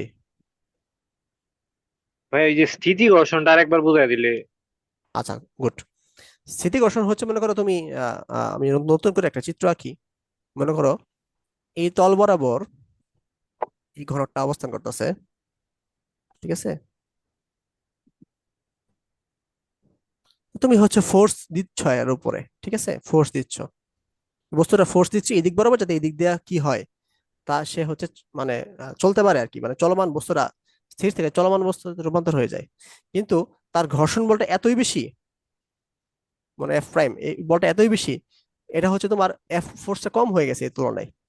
এত ঘটনা কি করছে, এই এফ প্রাইমটা বাইরে গেছে এফ এর তুলনায়, এত বস্তুটা স্থির অবস্থায় আছে, মানে চলতেছে না আর কি। বুঝছো? তো যখন হ্যাঁ, এই ঘটনাগুলো ঘটতেছে, তখনই হচ্ছে তোমার এখানে একটা ঘর্ষণ উৎপন্ন হয়, যেটা হচ্ছে বস্তুকে স্থির রাখে আর কি। ঠিক আছে? তো যে যে বলটা বস্তু মানে যে ঘর্ষণটা স্থির রাখে, এটাকে বলা হয় স্থিতি ঘর্ষণ আর কি, মানে চলমান করে না। বুঝছো? ঠিক আছে, বুঝছি। আচ্ছা, তো এইটাই হচ্ছে তোমার, এই যে তোমার এখানে দেখো ঘর্ষণের সংজ্ঞা দিছে, যে দুটি বস্তু পরস্পরের সংস্পর্শে থেকে যদি একে অপরের উপর মানে একের উপর দিয়ে অপরটি চলতে চেষ্টা করে, তাহলে বস্তুদের স্পর্শতলে এই গতির বিরুদ্ধে, দেখছো, গতির বিরুদ্ধে কি একটা বাধার উৎপত্তি হয়, একে বলা হয় ঘর্ষণ। ঘর্ষণ চার প্রকার, এর মধ্যে স্থিতি ঘর্ষণ আছে, গতি ঘর্ষণ আছে, এই দুটো বুঝাই দিলাম। আবর্ত ঘর্ষণ আছে, প্রবাহী ঘর্ষণ আছে, এই দুটো আমরা এখন বুঝবো আর কি। তাহলে এইটুক পর্যন্ত কারো কোনো সমস্যা আছে কিনা বলো। না, সমস্যা নাই। ওকে। রাফি মনে হয় বুঝছে। তাহলে সবসময় মনে রাখবা স্থিতি এটা হচ্ছে স্ট্যাটিক, ইংলিশটা মনে রাখবা, স্ট্যাটিক ফ্রিকশন, ঠিক আছে, এস দ্বারা প্রকাশ করা হয়। তাহলে যে মনে করো এই যে এই বরাবর আমরা এফ বল প্রয়োগ করছি, আর তাহলে এইখানে ফ্রিকশনটা হবে এফ এস। এফ এস দ্বারা হচ্ছে স্ট্যাটিক স্ট্যাটিক ফোর্স আর কি, ঠিক আছে, স্ট্যাটিক ঘর্ষণ। দেখো এই যে এখানে এফ এস দ্বারা ডিনোট করছে, এই বরাবর হচ্ছে আমার কি বল প্রয়োগ করছে, ঠিক আছে। আচ্ছা, তো এখানে আরটা কি আর ডাব্লিউটা কি, এটা হচ্ছে আর কিছুই না। এটা হচ্ছে ডাব্লিউটা হচ্ছে বস্তুর ওজন, তল তল মানে অভিকর্ষ বরাবর কাজ করবে। আর এখানে যেহেতু তল আছে, তলের লম্ব বরাবর হচ্ছে রিয়েকশন ফোর্স কাজ কাজ করবে, ঠিক আছে। এই রিয়েকশন ফোর্স এবং ওজন নিয়ে তো কার কোনো সমস্যা নাই, আছে? ওই রিয়েকশন ফোর্সটা কোনটা, মানে ওই যে ক্রিয়া প্রতিক্রিয়া বল ওইটা? হ্যাঁ, প্রতিক্রিয়া বল। প্রতিক্রিয়া বল যদি না হ্যাঁ, থাকতো তাহলে হচ্ছে তোমার নিচে নিচ বরাবর বস্তুটা যেতে থাকতো, ঠিক আছে। অর্থাৎ আর ইকুয়াল টু হ্যাঁ, ঠিক ডাব্লিউ আছে। অবশ্যই হইতে হবে। কোনোটা যদি কম বেশি হয়ে যায় তাহলে আর বেশি হয়ে গেলে তোমার বস্তুর আকাশের দিকে ঘুরবো, আর ডাব্লিউ যদি বেশি হয়ে যায় বস্তু নিচের দিকে আসবো আর কি। আর আর ডাব্লিউ যদি সমান থাকলে বস্তুটা হচ্ছে স্থির অবস্থায় থাকবো আর কি, ভারসাম্য অবস্থায় থাকবো, বুঝছো? হ্যাঁ, আচ্ছা, তাহলে স্থিতিকর্ষণ জিনিসটা কি আমরা একটু একটু পড়ি এটা। লিওন তুমি একটু পড়া দাও। কোনটুকু ভাই? যে মনে করি এম একটি কাঠের ব্লক। না না না, এটা না, এই সংজ্ঞাটা পড়ো জাস্ট। সংজ্ঞা: হ্যাঁ। কোনো তলের উপর অবস্থিত কোনো বস্তুকে গতিশীল করার জন্য বস্তুর উপর যে বল প্রয়োগ করলে বস্তুটিতে গতি সঞ্চার হওয়ার উপক্রম হয়, সে সময় বস্তুদ্বয়ের মধ্যবর্তী আপেক্ষিক গতিকে বাধাদানকারী ঘর্ষণ বলের মানকে সীমা সীমান্তিক ঘর্ষণ বল বলে। মানে সীমান্তিকটা কি ভাই? সীমান্তিক মানে হচ্ছে স্থিতিকর্ষণ মেবি, মানে হচ্ছে উপক্রম হয়। দেখো এখানে কি বলছে, যে বস্তুর উপর যে বল প্রয়োগ করছে বস্তুটি হচ্ছে গতি সঞ্চারে উপক্রম হয়, মানে উপক্রম হয় ঠিকই কিন্তু গতি সঞ্চার হতে পারে না। এবং সেই সময় বস্তুদের মধ্যবর্তী আপেক্ষিক গতি বাধাদানকারী যে বল সেটাই হচ্ছে তোমার সীমান্তিক ঘর্ষণ বল বলা হয় আর কি, ঠিক আছে। মানে একদম শেষ মুহূর্তে মনে করো যখন আর কি এই এফ এস আর এফ একদম সমান সমান হয়ে যায়, অর্থাৎ তখন এফটা যদি একটু বাড়াই দিই আমি, তখনই হচ্ছে এদিক বরাবর যাওয়া শুরু করবো আর কি। যখন এফ এস এবং এফটা সমান হয়ে যায়, ঠিক ওই যে এফ এস বলটা, এই এফ এস বলটাকে বলা হয় সীমান্তিক ঘর্ষণ বল বলে, বুঝছো? হ্যাঁ, বুঝছি। আচ্ছা, আর এই দেখো এই স্থিতি ঘর্ষণ জিনিসটা হচ্ছে কোন তল এবং তলের উপরিস্থ কোন বস্তুর আপেক্ষিক গতি সৃষ্টি যদি না হয়, মানে স্থির থাকে, তাহলে যে ঘর্ষণ উৎপন্ন হয় তাকে বলা স্থিতি ঘর্ষণ বলে, ঠিক আছে। তো এখানে দেখো এখানে অনেকগুলা বল আছে। তো এখানে অনেকগুলা বল আছে, এই বলগুলা আমরা হচ্ছে আহ মনে করো এটা হচ্ছে তোমার কি রিয়াকশন ফোর্স, এই এই এফ এস, আর হচ্ছে এফ এস দ্বারা যদি আর দ্বারা ভাগ করে দিই আমরা, অর্থাৎ রিয়াকশন ফোর্সটাকে হচ্ছে তোমার কি এফ এস দ্বারা ভাগ করে দিলে আমরা একটা অনুপাত পাই, এই অনুপাতটাকে বলা হয় ঘর্ষণ গুণাঙ্ক, ঠিক আছে। এটাকে বলা হয় ঘর্ষণ গুণাঙ্ক। যে ঘর্ষণ গুণাঙ্ক তাহলে সংখ্যাটা কি, এটা হচ্ছে তোমার আহ ঘর্ষণ বল ডিভাইডেড বাই প্রতিক্রিয়া বল, ঠিক আছে। এটাকে বলা হয় ঘর্ষণ গুণাঙ্ক। যেহেতু এটা স্থির অবস্থায় আছে এই জন্য এটা এফ এস হয়েছে, আর এটা হবে মিউ এস, ঠিক আছে। তো এটাই এখানে লেখছে আর কি, যে mu S equal to F S by R, ঠিক আছে। অর্থাৎ এটা যদি আর গুণ করে দিই আমরা F S equal to mu S into R হবে আর কি, বোঝা গেছে? ঠিক একইভাবে তুমি যদি চলনশীল বস্তুর ক্ষেত্রে চিন্তা করো, তাহলে দেখবা আহ, তাহলে চিত্রটা কি হবে তোমার এটাই এই চিত্রটা একটু বোঝাই। মনে করো চলনশীল বস্তুর ক্ষেত্রে যদি চিন্তা করি, তাহলে এখানে হবে আহ, চলনশীল ইংলিশ কি বলতো, যেমন স্থির ইংলিশ স্ট্যাটিক, চলন ইংলিশ কি?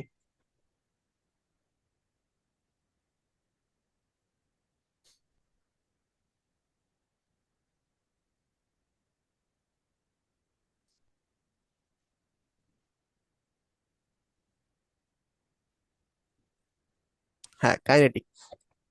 চলন ইংলিশ হচ্ছে তোমার কাইনেটিক এনার্জি আর কি, ঠিক আছে, মানে গতিশীল, আহ, গতিশক্তি আর কি। তো তখন এটা মানে এফ এস না লিখে আমরা কি লিখবো, এফ কে লিখবো, ঠিক আছে, এফ কে লিখবো। তাহলে আমরা mu S equal to F S by R পেলাম হচ্ছে স্থিতিবস্তুর ক্ষেত্রে। ঠিক একইভাবে হচ্ছে আমরা হচ্ছে চলনশীল বস্তুর ক্ষেত্রে মিউ কে লিখবো, সেটা হচ্ছে এফ কে বাই আর লিখবো, আর কিছু না, এটুকুই চেঞ্জ। বুঝা গেছে? সম্ভবত এটা নিচে আছে, আমরা একটু নিচে গেলেই বুঝবো হইতে। এই দেখো, মিউ কে ইকুয়াল টু এফ কে ডিভাইডেড বাই আর,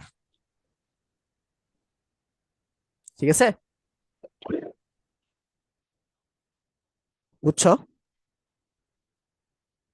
হ্যাঁ, বুঝছি ভাই। আচ্ছা। তো মিউ জিনিসটা কোনটা আর চাইলে ভালো হইতো মিউ। মিউ, আচ্ছা, মিউটা হচ্ছে তোমার হচ্ছে বস্তু, মনে করো বস্তুটা এখানে আছে,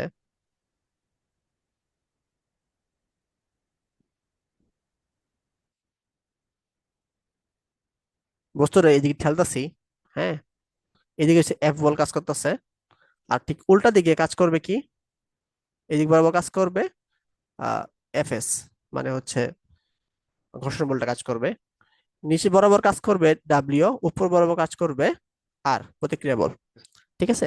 তাহলে এইটা আর এটা যদি ডিভাইড করি, মানে এফ এস ডিভাইডেড বাই আর করি, মানে ঘর্ষণ বল ডিভাইডেড বাই প্রতিক্রিয়া বল, সেটাই হচ্ছে একটা ঘর্ষণ গুণাঙ্ক, ঠিক আছে, এটাকে মিউএস বলে। এটা আমাদের লাগে আর কি, এটা একটা সূত্রের মাধ্যমে প্রমাণ হয়ে আসছে, এটা অনেক বড় সূত্রের মধ্যে প্রমাণ হয়ে আসছে, তো এই জন্য তোমাদের দেখায়নি আর কি, সরাসরি বলে দিছে যে প্রতিক্রিয়া বল এবং হচ্ছে ঘর্ষণ বল এর যে অনুপাতটা থাকবে, এই অনুপাতটাই হচ্ছে তোমার ঘর্ষণ গুণাঙ্ক, ঠিক আছে। এটা তোমার ক্রিয়াশীল বস্তুর ক্ষেত্রেও হবে, মানে চলনশীল বস্তুর ক্ষেত্রে হবে, মানে মিউকে এফ কে আর, এবং স্থির বস্তুর ক্ষেত্রে হবে আর কি, মানে স্থির ঘর্ষণ এবং গতি ঘর্ষণ দুই ক্ষেত্রে এই ঘটনা ঘটবে, ঠিক আছে। আচ্ছা, তো আমরা তাহলে গতীয় বস্তুটাও দেখে ফেলি, যে দুটি স্পর্শতলের মধ্যে যখন আপেক্ষিক গতি থাকে, তখন তাদের মধ্যে যে ঘর্ষণ উৎপন্ন হয় তাকে গতীয় ঘর্ষণ বলে, ঠিক আছে। তো এই ক্ষেত্রে দেখো, মনে করো ওই বস্তুটাই, ওই বস্তুটা কই, আচ্ছা বস্তুটা নাই এখানে, আমরা চিন্তা করি এই তল বরাবর,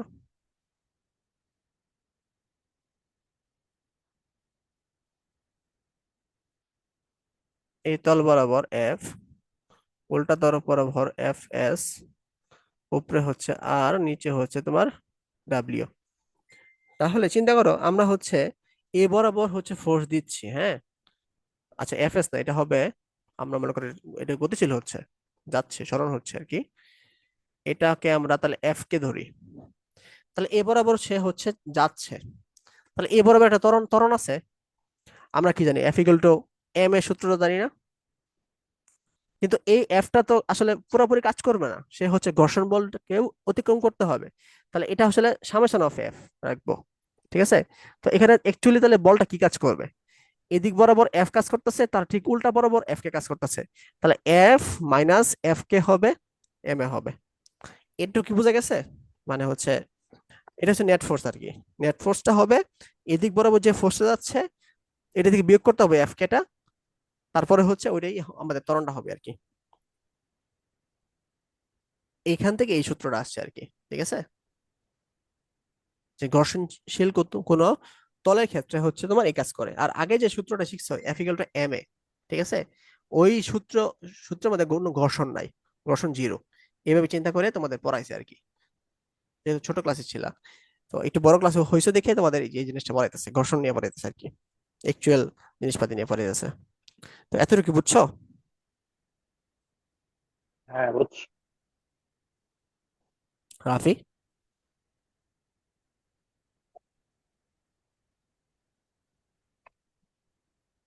রাফি, আমার মাথা জ্যাম হয়ে আছে, কিছু বুঝতেছি কিছু বুঝতেছি না। আচ্ছা তুমি একটু দেখে যাও, সমস্যা নেই, পড়া দরকার নেই বাসার মধ্যে, দেখা যাবে শুধু।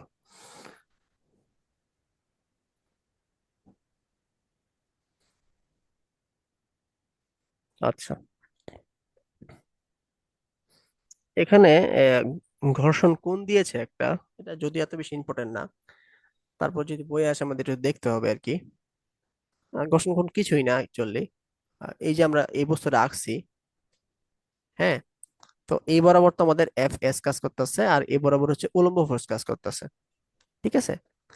তো আমরা যদি এটাকে এখন ল্যামডা কল্পনা করি, মানে এটাকে ঘর্ষণ কোণ হিসেবে তারা মানে বলছে, তাহলে দেখো আহ এটা যদি একটা ত্রিভুজ হয়, ঠিক আছে, এইটাকে ল্যামডা ধরছি, তাহলে এটা হচ্ছে আমাদের ভূমি, হ্যাঁ, আর এটা হচ্ছে আমাদের লম্ব, তাহলে এটা হচ্ছে আমাদের কি এফ এস না, আর এটা কি, এটা হচ্ছে আর। তাহলে যদি আমরা ট্যান ল্যামডা কল্পনা করি, এটা হচ্ছে আমাদের কি আসতেছে, এফ এস বাই আর আসতেছে না, এই এই চিত্র থেকে এটা বুঝতেছো।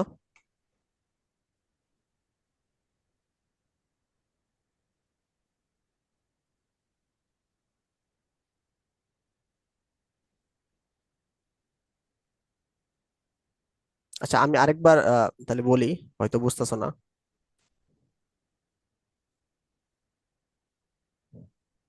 এটাকে যদি আমরা ল্যামডা কল্পনা করি, আর এই চিত্রটা কিন্তু আগে চিত্রটাই, বুঝতে পারছো, হুবহুব আগে চিত্রটাই, জাস্ট এখানে আমরা একটু ল্যামডা একটা কোণ দিয়েছি, ঠিক আছে।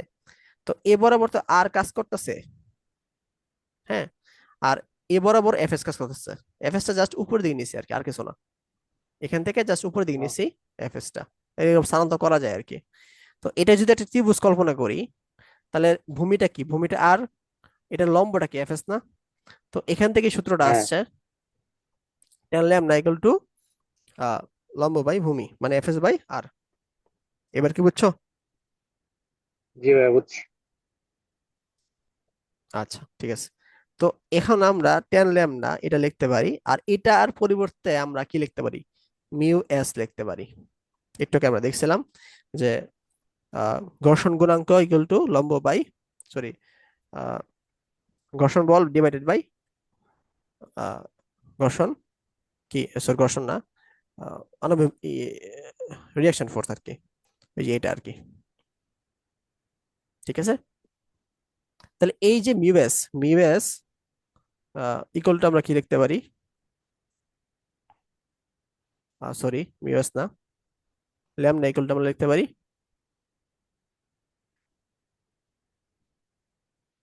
Ten inverse mu S. এই যে ল্যামডাটা, এটাই হচ্ছে আমাদের ঘর্ষণ কোণ, ঠিক আছে। এই যে এখানে এটাই হচ্ছে ঘর্ষণ কোণ, বোঝা গেছে?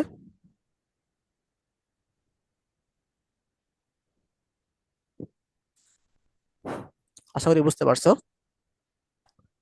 আহ জি ভাইয়া বুঝতে পারছি। হ্যাঁ, গুড। আচ্ছা, এটা একটু আমাদের বোঝা উচিত, এটা প্রায় পরীক্ষাতে আসে। কি ফোন দিল? আচ্ছা, এটা হচ্ছে আনুভূমিক একটা তলে, আনুভূমিক কোন তলে যে কোণ উৎপন্ন করে, আহ, আচ্ছা,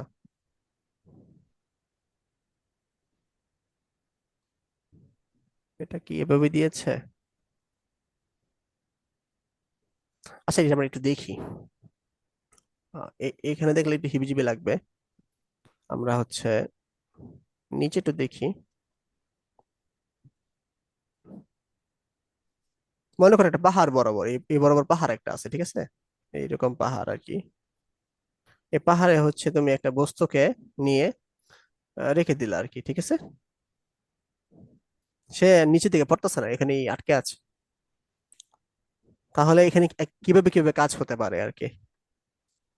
তো দেখো, এই বস্তুটার যে ওজন, এই ওজনটা কিন্তু সবসময় অভিকর্ষ বরাবর কাজ করবে, এই বরাবর কিন্তু কাজ করবে না ওজন, মাথায় রাখবা, ওজন সবসময় অভিকর্ষ বরাবর কাজ করবে, অর্থাৎ এই বরাবর কাজ করবে, ঠিক আছে, এই বরাবর কাজ করবে, নিচে বরাবর কাজ করবে। আর রিয়াকশন ফোর্স হচ্ছে তলের লম্ব বরাবর, তলটা কি এই বরাবর আছে, এই বরাবর হবে রিয়াকশন ফোর্স, তলের ঠিক লম্ব বরাবর। এতটুকু বুঝতেছো? এই দুইটা ফোর্স হ্যাঁ কি বুঝছো? বুঝছি। ওকে, রাফি বুঝছো এই দুইটা ফোর্স?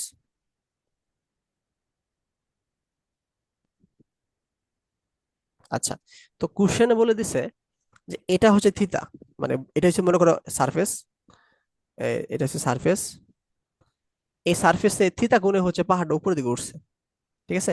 এইটুক হচ্ছে আমাদের থিতা, ঠিক আছে? আহ তাহলে এই কোণটা কি হবে বলো তো? এটা যদি 90 ডিগ্রি হয় তাহলে এই কোণটা হচ্ছে আমাদের কি, 90 মাইনাস থিতা, তাই না? হ্যাঁ, তাহলে আবার এটা কিন্তু 90, তাহলে এদিকেও 90, তাহলে এই কোণটা কত হবে বলো তো যে একজন?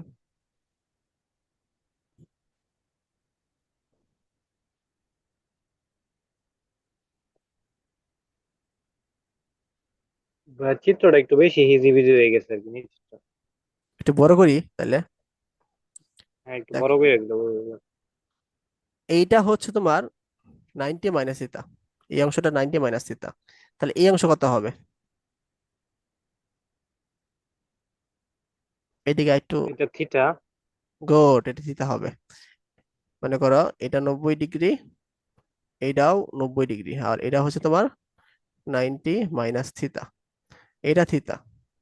তাহলে এটা যেহেতু 90, এর অংশ আমরা জানি, তাহলে এটা হচ্ছে কি হবে, 90 মাইনাস থিতা, তাহলে 90 মাইনাস 90 প্লাস থিতা, কাটাকাটি, তাহলে থিতা।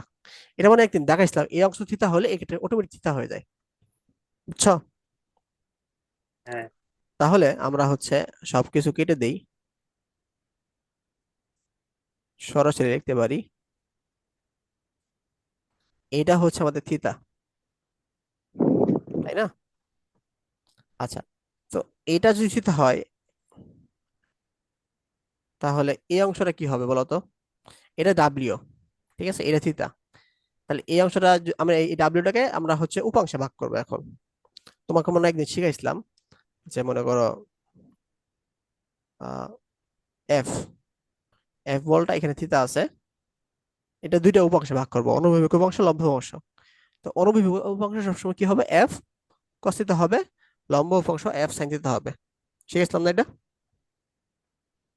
হ্যাঁ মনে পড়ছে।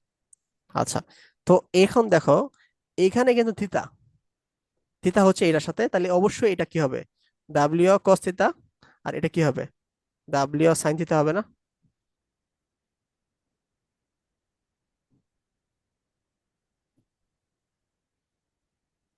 হ্যাঁ আচ্ছা, তাহলে এটা আমাকে বলো তো, এটা আমি এ বরাবর একটা উপাংশ দিলাম, এ বরাবর কে লিখে উপাংশ দিলাম না?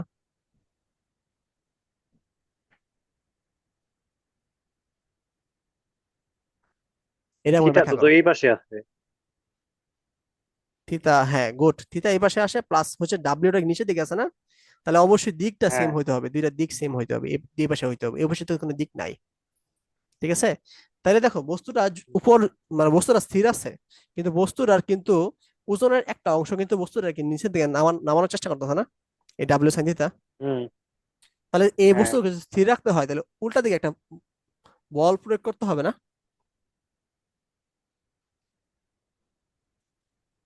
পাহাড়ে যদি বস্তুটা স্থির হ্যাঁ থাকতে হয় তাহলে উল্টা দিকে একটা বল প্রয়োগ করতে হবে না? এই বলটা প্রয়োগই হ্যাঁ হচ্ছে ঘর্ষণ বল দ্বারা, মানে এখানে সারফেসের উল্টা দিকে হচ্ছে ঘর্ষণ বল দ্বারা প্রয়োগ হচ্ছে আর কি, ঠিক আছে? এফএস, বস্তু যেহেতু স্থির আছে তাহলে এখানে ঘর্ষণ বলটা স্ট্যাটিক, স্ট্যাটিক ঘর্ষণ বল হবে আর কি, মানে এফএস হবে আর কি। তাইলে কি এই চিত্রটা কি বোঝা গেছে এখন?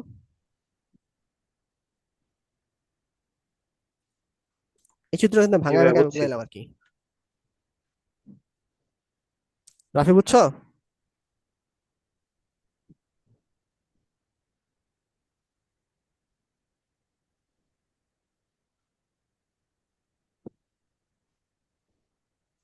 হ্যাঁ, রাফি বুঝছো?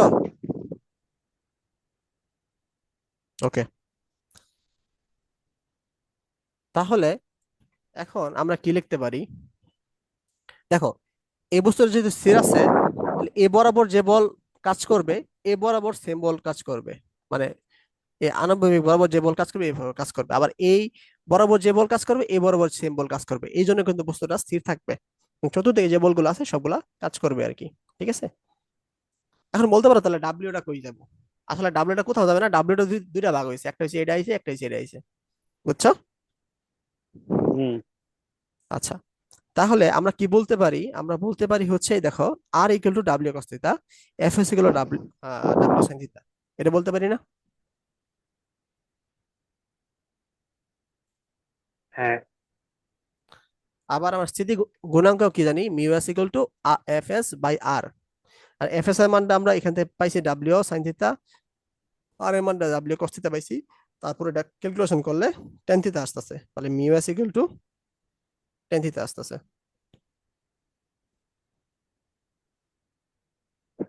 বুঝছো? জি ভাই, বুঝছি।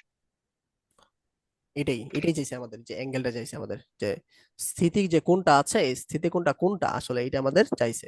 তাহলে আমরা স্থিতি কোনটা জিনিসটা কি বুঝলাম, যে এই তোমার আহ মানে কোনো একটা যদি পাহাড় বা কোনো আনুভূমিক এর সাথে যে কোনো একটা যদি তল যে কোণ উৎপন্ন করে, যে কোণ উৎপন্ন করতেছে ওই কোণের যে ট্যানের অংশ, ওই ট্যানের অংশই হচ্ছে আমাদের কি ঘর্ষণ, তাই না?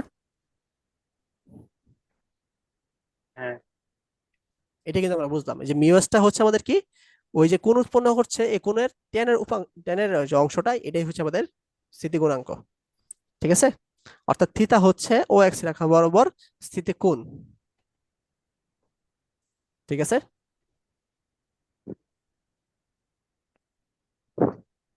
বেশি কঠিন লাগতেছে? ভাই, হালকা হালকা কঠিন আছে আর কি, নতুন নতুন পড়তাছি তো। হ্যাঁ হ্যাঁ, একটু হালকা হালকা কঠিন আছে। আচ্ছা, এখন আমরা মানে সহজ যদি ঘর্ষণে চলে যাই, একটা আবর্ত ঘর্ষণ, একটা হচ্ছে প্রবাহী ঘর্ষণ।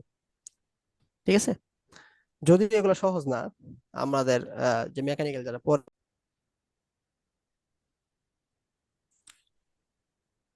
আচ্ছা, এটা হচ্ছে আবর্ত ঘর্ষণ।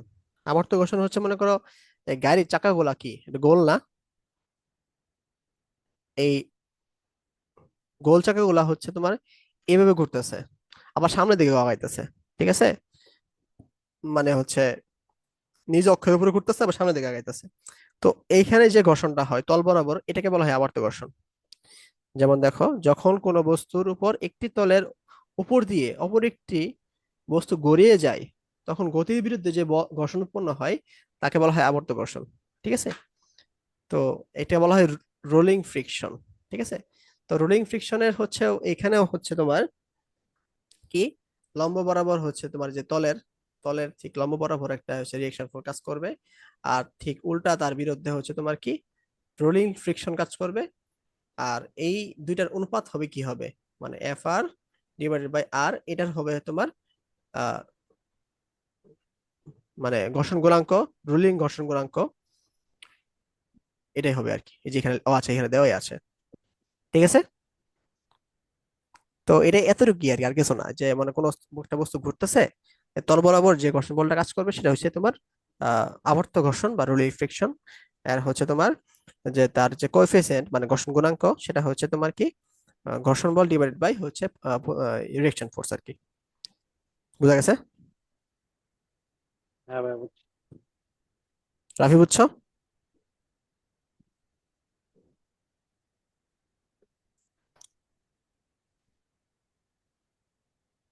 রাফি কি বুঝতে পেরেছো? ওকে। প্রবাহী ঘর্ষণ, প্রবাহী মানে হচ্ছে ফ্লুইড।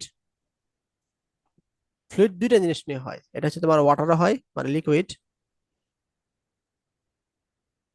ঠিক আছে, আর হচ্ছে তোমার কি হয়, এয়ার। হ্যাঁ, মানে হচ্ছে তোমার বায়বীয় আর কি, তরল পদার্থ বায়বীয় পদার্থ, এই দুইটা জিনিস হচ্ছে ফ্লুইড ঘর্ষণ। তো ফ্লুইড ঘর্ষণ হচ্ছে তোমার, মনে করো যে প্যারাশুট থেকে তুমি যখন নামো, এটা আসলে ফ্লুইড ঘর্ষণ না বলে এটাকে যদি সান্দ্রতা বলো তাহলে বেশি ভালো হয় আর কি। সান্দ্রতা, সান্দ্রতা কি মানে তোমরা ছোট ক্লাসে পড়ছিলা?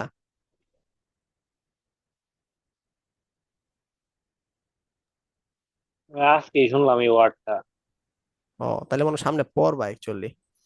আচ্ছা, তুমি এই প্যারাশুট থেকে তো মানে করো বিমান থেকে তো নামতাছে আর কি, এটা মনে হয় দেখছো আগে, যে প্যারাশুট দিয়ে নামতাছে।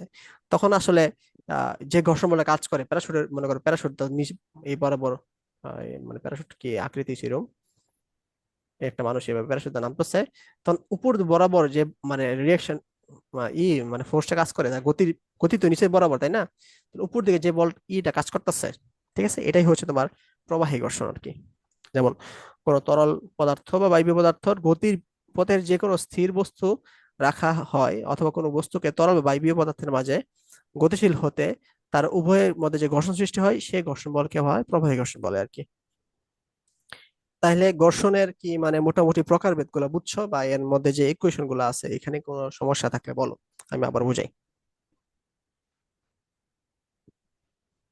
না ভাই, সমস্যা নেই। আচ্ছা, এক সান্দ্রতা মিনিট। কি আবার পানি না? রাফি, তোমার কথা অনেক আস্তে আসছে, একটু জোরে বলো। কি পানি রিলেটেড না? কি কি? সান্দ্রতা এটা পানি related না? আচ্ছা লিওন, তুমি কি শুনতে পাচ্ছ রাফির কথা? না ভাই, কেমন জানি গ্যার গ্যার করতেছে। রাফি, তুমি মেসেজ মেসেজ দিয়ে পাঠাও, বুঝতেছি না। খালি বুঝছি এটা বলছে যে পানিতে সান্দ্রতা কি জানি এটুকু বোঝা গেছে। হ্যাঁ, পানিতে এবং বাতাসে সান্দ্রতা কাজ করে আর কি।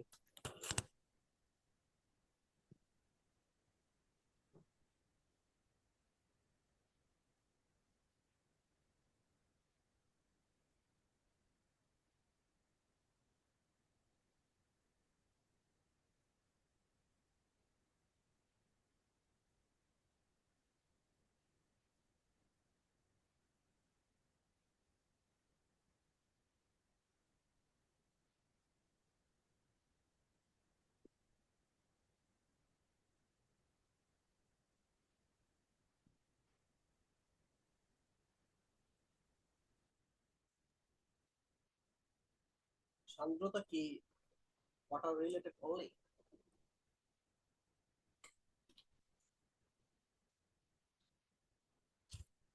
না, সান্দ্রতা ফ্লুইড, ফ্লুইড বলতে হচ্ছে ওয়াটার প্লাস ইয়ার, দুইটাই।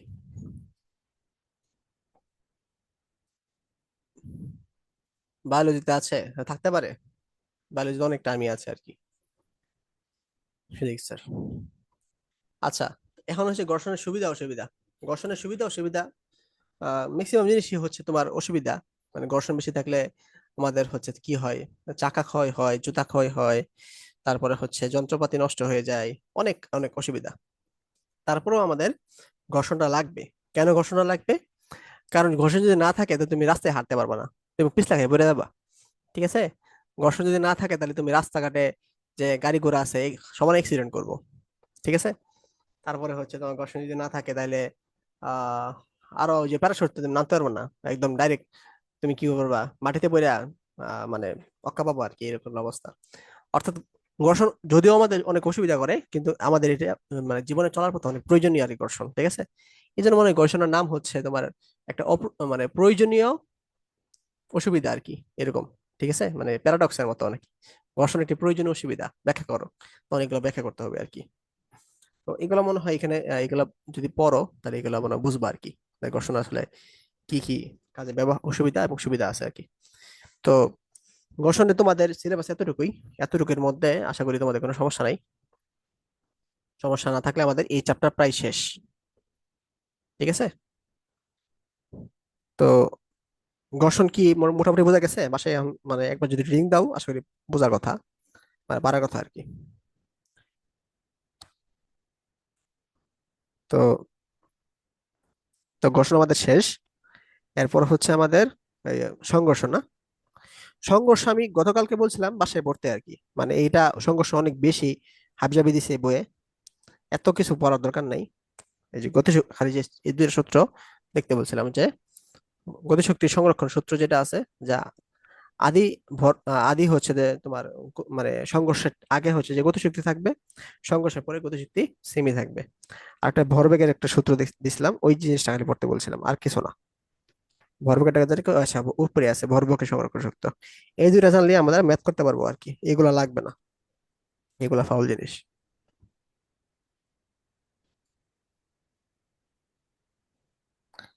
তাহলে ভাই আম এই যে V1 V2 আর কি বের করছো ওইটা লাগবে না?